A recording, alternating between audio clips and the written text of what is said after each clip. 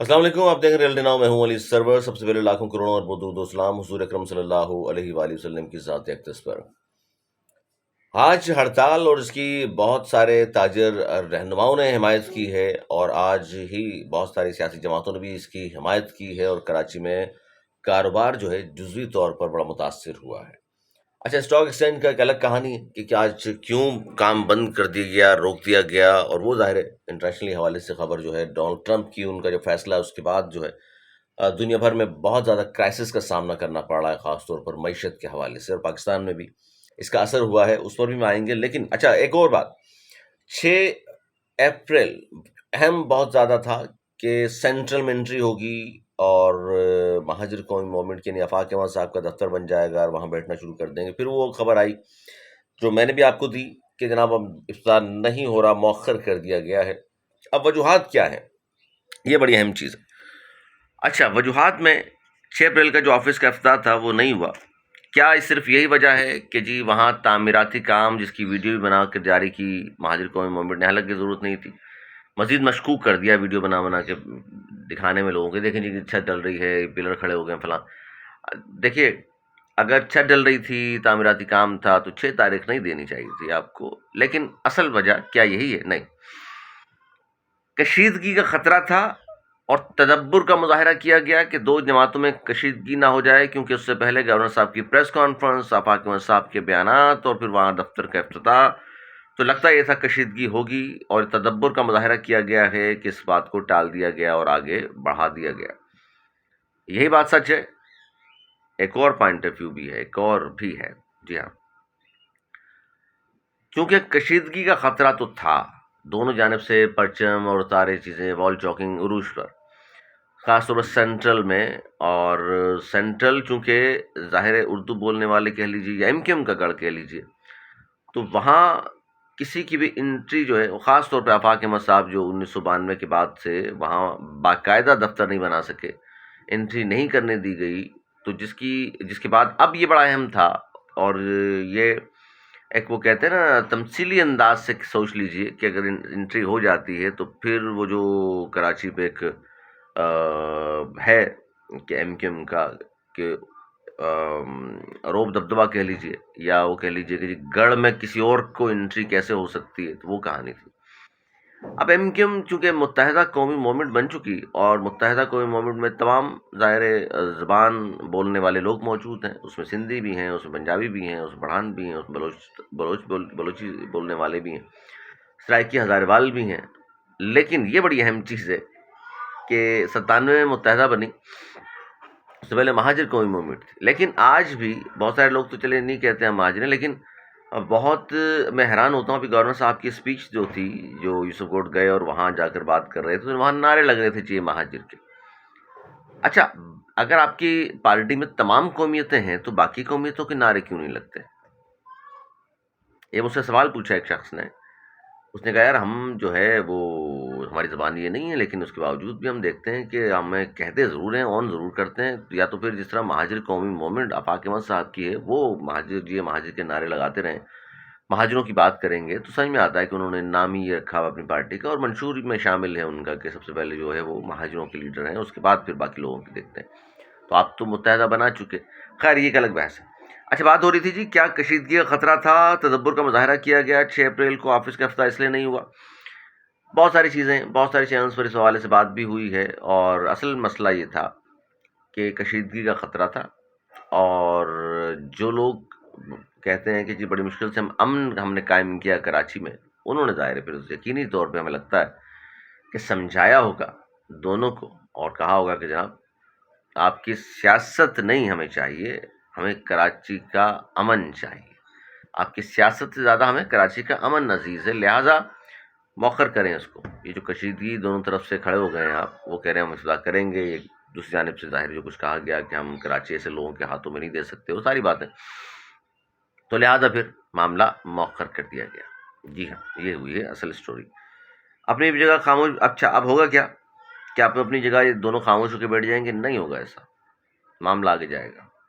اب سب کی نظریں ہیں 12 اپریل پر کہ آفاق احمد صاحب سفید کپڑا تحریک، کتنے لوگ نکلتے ہیں۔ اگر اس دن آفاق احمد صاحب جس طرح کہہ رہے ہیں، اس دن اگر کراچی والوں نے واقعی ان کو سپورٹ کر دیا اور لاکھوں لوگ باہر آ گئے تو پھر کراچی کی سیاست تبدیل ہوگی، کراچی کے حالات بھی تبدیل ہوں گے.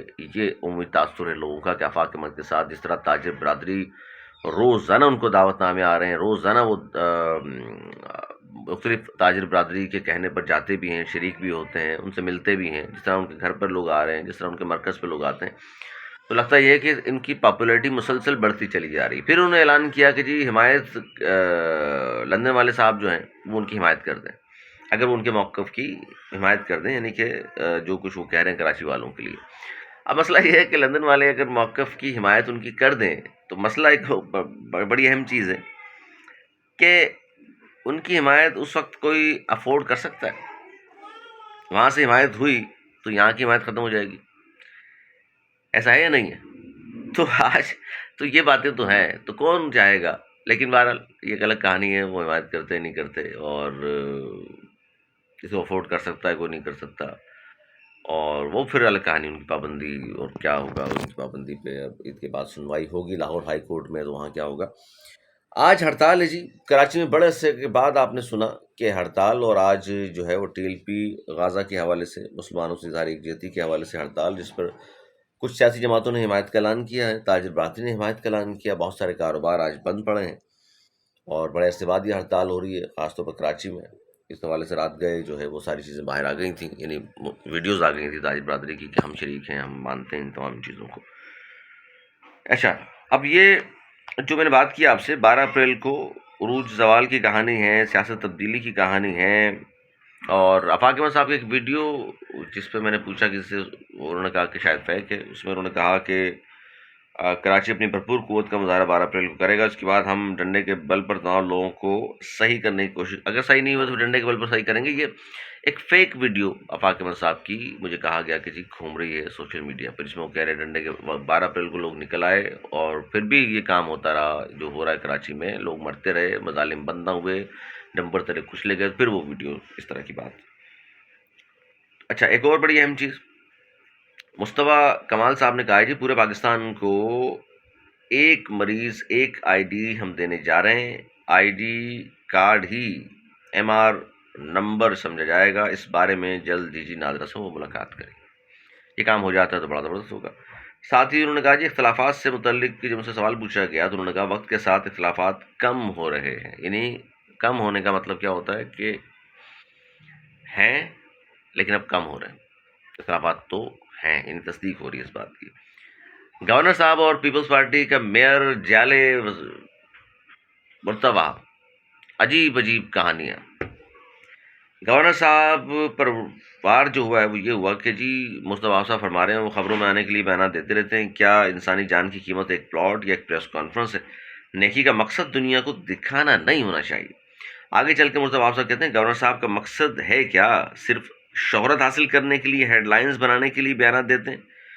حیرت ہوتی ہے، ایک دن وہ کہتے ہیں میں ڈمپر کے سامنے آ جاؤں گا، اب بھی اگر لوگوں کو کچلا گیا تو بہت ہو گیا اور میں اب سامنے آ رہا ہوں ڈمپرس کے، اور یہ چیزیں نہیں ہو پائیں گی. پھر کہا جی نا میں آنے والا ہوں، بس ڈمپر والوں کی خیر نہیں ہے. پھر کیا ہوا ان باتوں کا؟ پھر ایک دن پہنچتے ہیں کہ میں 80 گز کا پلاٹ دے رہا ہوں. جس عہدے پر وہ فائز ہیں انہیں ان چیزوں سے گریز کرنا چاہیے، یہ کہا مرتضیٰ وہاب صاحب.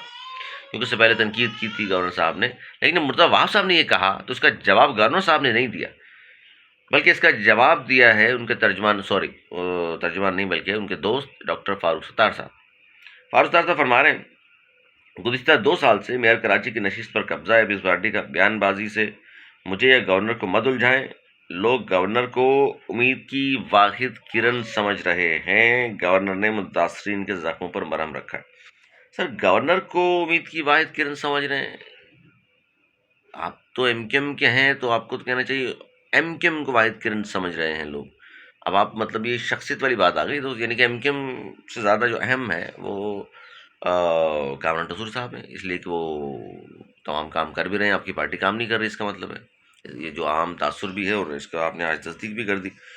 اور انہوں نے یہ بھی کہا ڈاکٹر فاروق ستار صاحب نے پیپلز پارٹی والے آج وہ کہتے ہیں کہ ماضی میں چند لوگوں نے چائنا کٹنگ کی، آج پیپلز پارٹی والے چائنا نہیں رشین اور امریکن کٹنگ کر رہے ہیں، اور ایم کیو ایم کی شرافت کو پیپلز پارٹی والے ہلکا لے رہے ہیں۔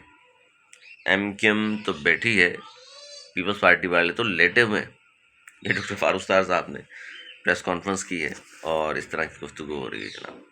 اب یہ جو کچھ ہو رہا ہے، میں نے کہا تھوڑا سا آپ کے سامنے رکھوں کہ سیاست صرف بیانات سے ہو رہی ہے، عوامی ایشوز حل کرنے کے حوالے سے کوئی لائے عمل ہونا چاہیے تھا، وہ نہیں مل رہا۔ آپ مجھ پر تنقید کریں، میں آپ پہ تنقید کر رہا ہوں، اور پریس کانفرنسیں ہو رہی ہیں، ٹیلی ویژن ٹاک شوز میں بیٹھ کر یہ باتیں ہو رہی ہیں، میرے اور آپ کے مسائل حل کرنے کے حوالے سے سیریس لائے عمل کسی کے پاس نہیں۔ 12 اپریل کو آفاق احمد صاحب کے ساتھ اگر لوگ کھڑے ہو جاتے ہیں تو بہت سارے لوگ کہہ رہے ہیں، طاہر بادری والے بھی سمجھ رہے ہیں کہ جناب بہت کچھ ہو جائے گا۔ اب سفید کپڑا لے کر وہ کہتے ہیں جی آئیں، اس کے تلے سب اکٹھے ہو جائیں، رنگ و نسل، زبان، قومیت بھول جائیں، اور سب نکلتے ہیں عوامی ایشوز پر بات کرتے ہیں۔